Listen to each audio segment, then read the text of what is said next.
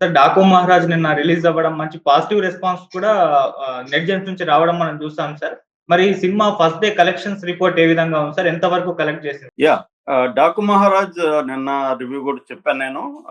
కొంత mixed talk అయితే వచ్చింది బిగినింగ్‌లో. ఎందుకంటే ముఖ్యంగా సెకండ్ హాఫ్‌లో ప్రీ క్లైమాక్స్ ఒక 30, 40 నిమిషాలు బోరింగ్‌గా ఉంది. సినిమా అంతా ఒక లెవెల్‌కి తీసుకొచ్చి అక్కడెందుకో బాబీ చేతులెత్తేసాడు అని చాలామందైతే మేము ఆ టైంలో నిద్రపోయామని చెప్పారు. అట్లాగే పాటలు చాలా చోట్ల అంటే ప్లేస్‌మెంట్ సాంగ్స్ బాలేదు, మైనస్‌గా ఉన్నాయని ఇలాంటివి చెప్పారనమాట బేసిక్‌గా. సో, కానీ ఓవరాల్‌గా తీసుకుంటే దాని తర్వాత రెస్పాన్స్ మారిపోయింది. అంటే క్రిటిక్ చూసే పద్ధతి వేరు, ఫ్యాన్స్ గాని, మాస్ గాని చూసే పద్ధతి వేరు. మాస్‌కి ఇది బాగా ఎక్కినట్టుగా మనకు అర్థమవుతుంది. సో, ఆ రకంగా తీసుకున్నప్పుడు కలెక్షన్‌ల వైజ్ చూసుకుంటే నిన్న కలెక్షన్‌లు చాలా మంచిగా ఉన్నాయని చెప్తున్నారు. యాక్చువల్‌గా ఏందంటే ఇది బిజినెస్ థియేట్రికల్ బిజినెస్ గాని మనం ముందుగా మాట్లాడుకుంటే థియేట్రికల్ బిజినెస్ మన తెలుగు రాష్ట్రాల్లో మాత్రమే తీసుకుంటే 67,30,00,000 బిజినెస్ అయింది. నిజాంలో 17.5 కోట్లు, తర్వాత సీడెడ్ అంటే రాయలసీమలో 15.5 కోట్లు, నార్త్ ఆంధ్రాలో ఉత్తరాంధ్రలో 8 కోట్లు, ఈస్ట్ గోదావరి జిల్లాలో 6 కోట్లు, వెస్ట్ గోదావరిలో 5 కోట్లు, కృష్ణాలో 5.4 కోట్లు, గుంటూరులో 7.2 కోట్లు, నెల్లూరులో 2.7 కోట్లు. మొత్తంగా 67,30,00,000 వ్యాపారం థియేట్రికల్ బిజినెస్ జరిగిందనమాట. మామూలుగా ఈ సినిమాకి 85 కోట్ల బడ్జెట్ అని చెప్తున్నారు. ఎందుకంటే ఎక్కడ వేస్టేజ్ కాకుండా చాలా జాగ్రత్తగా ఓవర్ బడ్జెట్ కాకుండా చేశారు. మామూలుగా బాలకృష్ణతో సినిమా అంటేనే ఆయన ఒక ప్రొడ్యూసర్ పాయింట్ ఆఫ్ వ్యూలో కూడా ఆయన అన్ని ప్లాన్ చేసుకుంటారు. ఎందుకంటే ఆయన స్వయంగా ప్రొడ్యూసరు, వాళ్ళ నాన్న ప్రొడ్యూసరు. సో ఆయనకి వాళ్ళ అన్న ప్రొడ్యూసరు కాబట్టి ప్రొడ్యూసర్ కష్టాలు బాలకృష్ణకు బాగా తెలుసు. ఆయన ఎక్కడ వేస్ట్ కానివ్వడం అని చెప్తారు. అందుకని 85 కోట్ల బడ్జెట్తో ఇది అయింది.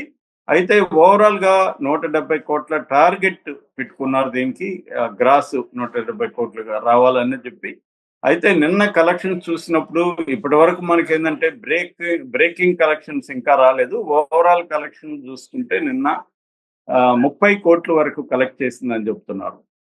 ఇది ఒక రికార్డ్ అని చెప్పొచ్చు. బాలకృష్ణ సినిమాలో ఫస్ట్ డే 30 కోట్ల కలెక్షన్ అనేది రికార్డు. ఇది రికార్డు క్రియేట్ చేసింది. సో అంటే ఆ మిక్స్డ్ టాక్ ని అధిగమించి కలెక్షన్లు బ్రేక్ చేశాయని చెప్పొచ్చు మనం.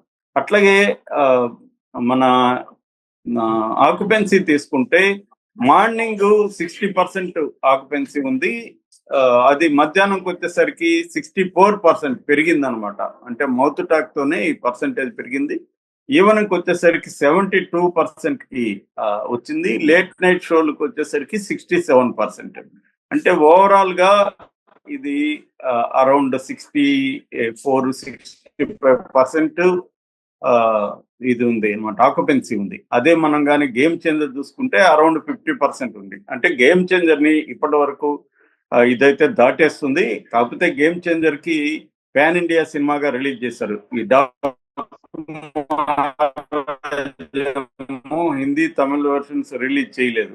ఓన్లీ బాలకృష్ణ గత సినిమాల్ని దీన్ని కంపేర్ చేయాలి తప్ప గేమ్ చేంజర్ తో దీన్ని కంపేర్ చేయలేము. ఎందుకంటే అది దాదాపు 450 కోట్ల బడ్జెట్, అది పాన్ ఇండియా సినిమా, ఎక్కువ నెంబర్ ఆఫ్ థియేటర్స్ అవన్నీ ఉంటాయి కాబట్టి బాలకృష్ణ సినిమా మాత్రం ఇప్పటి వరకు అంటే రేపు సంక్రాంతికి వస్తున్న సినిమా రిలీజ్ ఉంది. అయితే ఇప్పుడు రిలీజ్ అయిన ఈ రెండిట్లో చూసుకున్నప్పుడు బాలకృష్ణ సినిమా క్లియర్ గా హిట్ అనే టాక్ అయితే వచ్చేసింది. కలెక్షన్లు కూడా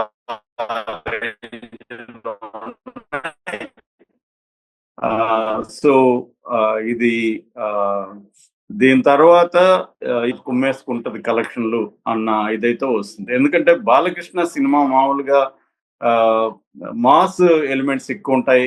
ఆయన డైలాగ్స్ కానీ లౌడ్ గా ఉంటుంది. కానీ ఈ సినిమాకి వచ్చేసరికి బాబీ ఆయన్ని ఒక స్టైలైజ్డ్, ఒక హాలీవుడ్ హీరో లాగా చూపించడం, ఒక స్టైలైజ్డ్ పెర్ఫార్మెన్స్ చూపించడం, అట్లాగే స్క్రీన్ ప్లేలో కూడా ఒక ఇంట్రెస్టింగ్ ఎలిమెంట్స్ ని, అంటే ప్రధానంగా 2 రకాల ట్రాక్స్ ఉంటాయి, ఇటు మదనపల్లి అటు చంబల్లోయ. ఈ 2 రకాల అనే ట్రాక్స్ ని కలపడం, బాలకృష్ణ కూడా ఒక పక్క సీతారాంగా, తర్వాత డాకు మహారాజ్గా, ఇటు నానాజీగా 3 రకాల షేడ్స్ ఉన్న క్యారెక్టర్లు చేయడం. సో ఇవన్నీ కూడా వెరైటీగా ఉన్నాయి. అంటే ఒక మాస్ ని, బాలకృష్ణ ఫ్యాన్స్ ని అలరిస్తూనే జనరల్ ఆడియన్స్ కి కనెక్ట్ అయ్యే విధంగా ఇది చేయగలిగారు అనమాట.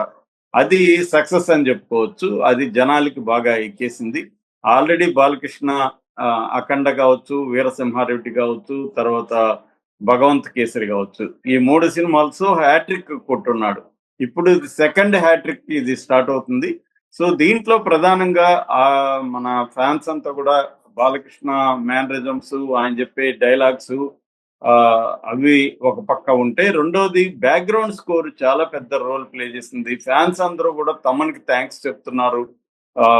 ఇంత పెద్ద మ్యూజికల్ హిట్ ఇచ్చావు, పాటలు ఆ స్థాయిలో లేకపోయినా కూడా బ్యాక్గ్రౌండ్ స్కోర్ తో ఎలివేషన్స్ మామూలుగా లేవు. ప్రతి 10 నిమిషాలకి ఒక ఎలివేషన్ ట్రై చేశాడు బాబు అనేది చెప్తున్నారు అనమాట. అందువల్ల అంటే మామూలుగా ఓన్లీ యాక్షనే కాకుండా దీంట్లో ఏంటంటే ఫ్యామిలీ డ్రామా కూడా, చిన్న పాపలతో వచ్చే జనరల్ గానే చిన్న పాప హీరో, బాబు కావచ్చు పాప కావచ్చు, చైల్డ్ అండ్ హీరో మధ్య సెంటిమెంట్స్ జనరల్ గానే సినిమాలో వర్కౌట్ అవుతుంటాయి. దీంట్లో చాలా బాగా వచ్చింది కెమిస్ట్రీ గానీ వాళ్ళిద్దరి మధ్య, చాలా బాగా వచ్చింది. అట్లాగే శ్రద్ధా శ్రీనాథ్ క్యారెక్టర్ కూడా చాలా ఇంపార్టెంట్ క్యారెక్టర్.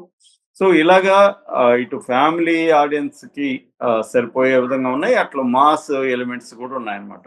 ఎప్పుడైనా కూడా ఒట్టి మాసే ఉంటే ఆ సినిమా పెద్ద స్థాయిలో హిట్ కాదు, ఫ్యామిలీ ఆడియన్స్ వెళ్ళాలి. ఎందుకంటే మనకి అర్బన్ సెంటర్స్ లో థియేటర్లో కూడా పై క్లాస్ ఆడియన్స్ ఎక్కువ వస్తే కలెక్షన్లు ఎక్కువ వస్తాయి. కింది స్థాయి వాళ్ళు మాత్రమే ఎక్కువ వస్తే డబ్బులు ఎక్కువ రావు. థియేటర్ నిన్నట్టు కనబడుతుంది కానీ డబ్బులు ఎక్కువ రావు. రెండోది ఏంటంటే ఇవాళ ఉన్న థియేటర్ కన్స్ట్రక్షన్ కూడా ఎలా ఉంటుందంటే, లోవర్ క్లాస్ సీట్లు తగ్గిపోయినాయి, అప్పర్ క్లాస్ సీట్లు ఎక్కువగా ఉంటాయి అన్నమాట. గతం కంటే కూడా అది ఓవర్ ద పీరియడ్ మారిపోయింది అలాగా.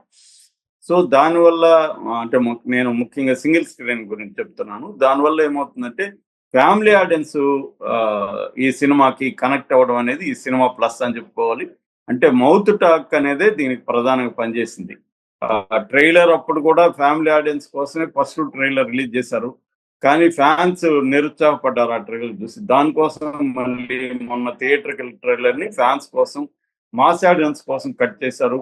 అందులో వైలెన్స్ అదంతా కూడా ఎక్కువగా చూపించారు. అట్లాగే బాలకృష్ణ కొంత మాస్ డైలాగ్స్ చెప్పడం, అందరూ చదువులో డిగ్రీస్ మాస్టర్స్ సంపాదిస్తే నేను చంపడంలో మాస్టర్స్ సంపాదించాను, మద్రాసులో నేను మాస్టర్స్ చేశాను, ఇలాంటి డైలాగులు ఉన్నాయి. దానికి తగినట్టుగానే అతని మరణ కారణం ఉంటుంది. చంపడానికి కూడా జస్టిఫికేషన్ గా విలన్ ని వాళ్ళ కురియాలిటీని అంతా కూడా ఎస్టాబ్లిష్ చేయడం. అక్కడ బలవంత్ ఠాకూర్ కావచ్చు, ఇక్కడ త్రిమూర్తులు ఎమ్మెల్యే క్యారెక్టర్ కావచ్చు, ఇవన్నీ స్ట్రాంగ్ గా ఎస్టాబ్లిష్ చేయడం వల్ల ఏమైందంటే ఆ సెంటిమెంట్ వర్కౌట్ అయింది. అంటే వాళ్ళు ఎంతగా హింసిస్తుంటారు దాన్ని అఖండలో కూడా మనకి అలాంటి సెంటిమెంట్ కనబడుతుంది.